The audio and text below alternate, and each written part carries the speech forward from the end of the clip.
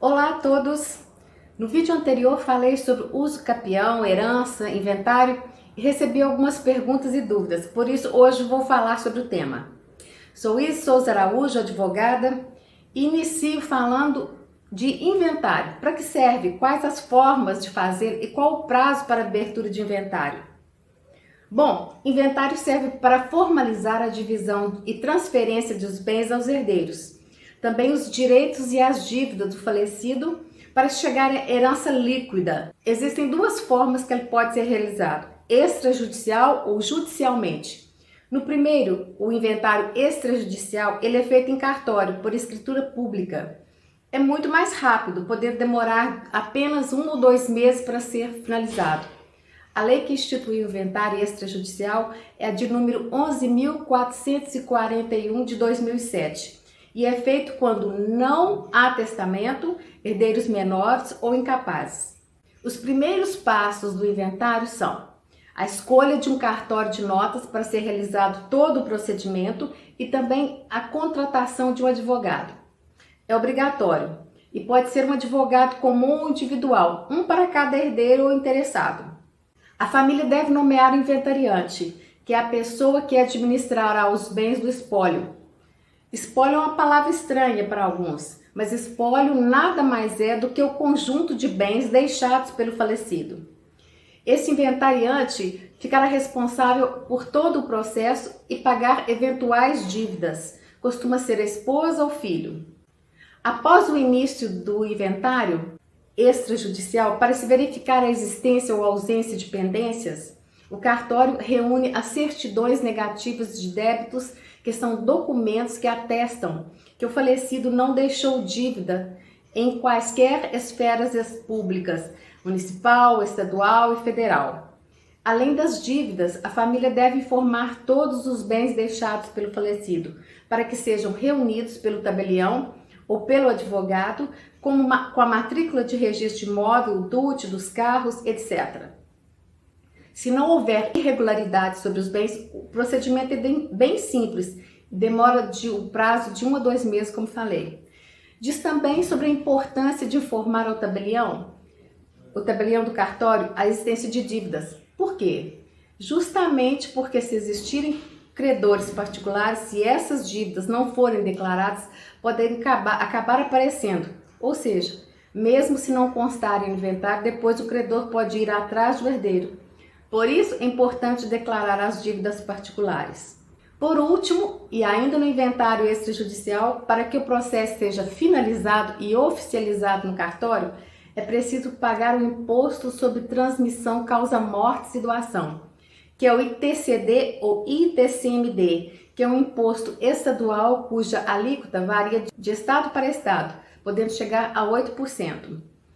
Após o término do inventário extrajudicial e havendo bens imóveis, os herdeiros devem levar a certidão de inventário aos cartórios de registro de imóveis, onde estão matriculados imóveis, para transferência da propriedade, ou seja, os bens deixam de ser dos mortos e passam a ser dos herdeiros. No caso de veículo, deverá levar a certidão de inventário e apresentá-la ao Detran para transferência da propriedade de veículos. E também as repartições públicas e empresas para regularizar a nova propriedade do titular dos bens. O ideal no inventário extrajudicial é sempre conseguir um acordo no qual cada herdeiro fique com uma coisa sozinho, ou se irão vender os bens e dividir o dinheiro, ou ainda se um vai vender a sua parte ao outro. Já o inventário judicial, ele é feito com acompanhamento e intermediação de um juiz.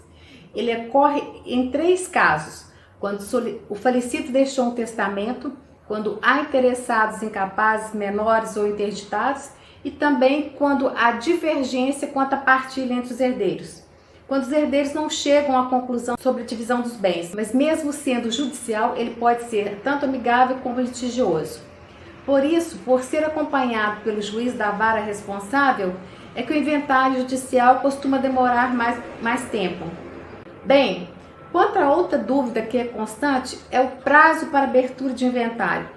Alguns dizem 30 dias, 60, 90 dias, ou que não existe prazo.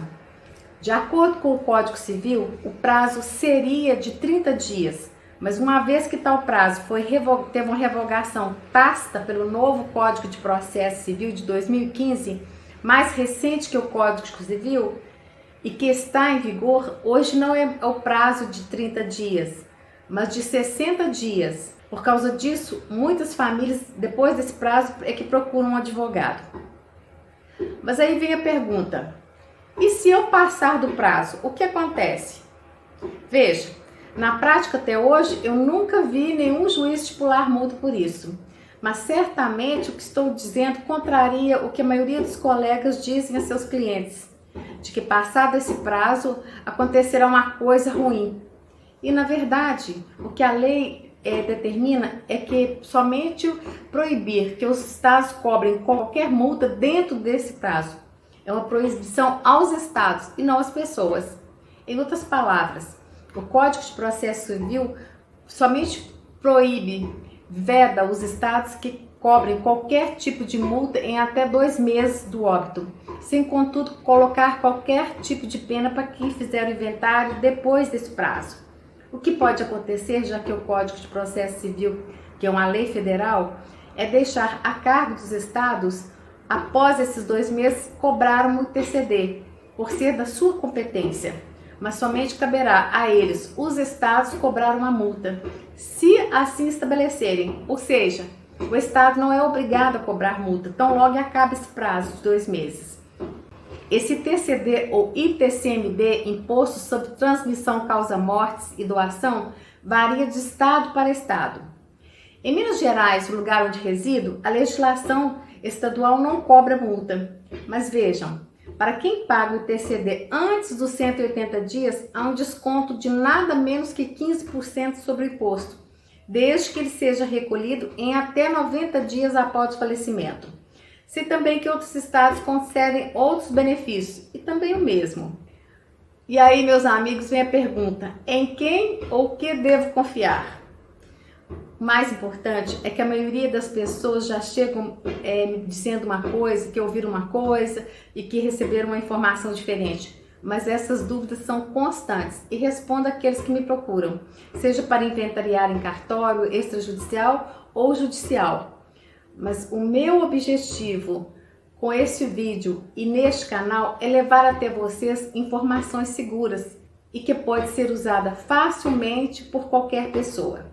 Hoje o vídeo ficou extenso, mas realmente espero que tenha sido importante para você.